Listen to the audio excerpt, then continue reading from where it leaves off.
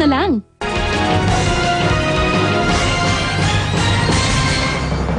Sa Amerika, isang bangkay ng babae ang isinilid sa loob ng kama ng isang motel.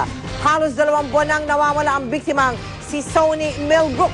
Nauna nang naghalughog sa motel ang pulisya, pero wala silang nakita.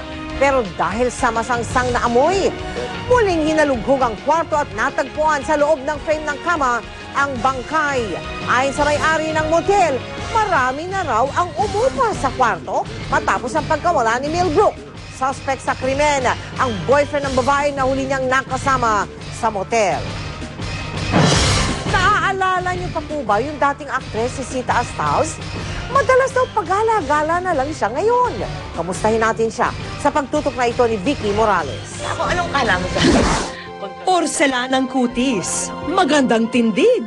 Okay, in 1 minute. Mahusay din sa Inglisan, diyan kilala si Sita Astaos. Baby girl, how are you? At sumabak din sa mundo ng politika bilang konsehala sa 5 distrito ng Maynila. Ngunit may kumakalat na balita na ang dating artista ay madalas sa kalsada. Ang estado at ikinikilos niya, malayo raw sa dating Sita na ating nakilala. Nag-iisa lang at wala rin daw hanap buhay sa ngayon. The rumors are true. They have this thing now they call the radio frequency locator. So when you see me talking to myself, it's because the radio is on and I'm actually talking to a person. Kaya naman nangangamba ang mga dating kasama sa estado ngayon ng kaibigan.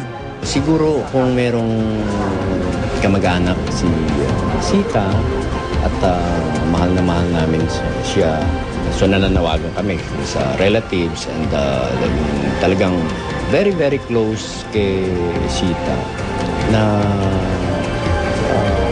dumamay kayo sa kanila. Ano ang kapalarang naghihintay kay Sita Astaos? Ito at ang nakahahabag na kwento ng batang kung tawagi baboy o aswang ang mapapanood bukas sa Wish Ko Lang.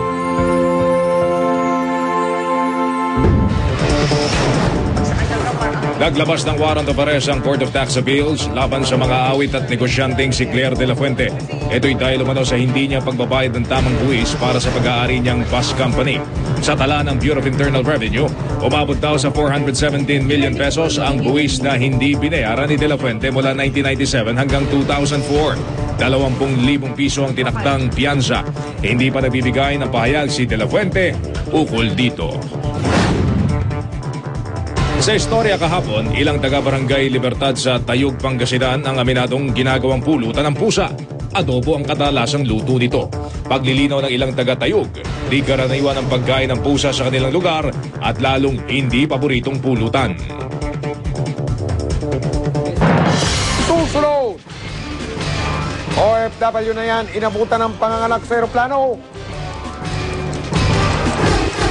Anak ni Tony Rose Gaida patay matapos mahulog sa gusali.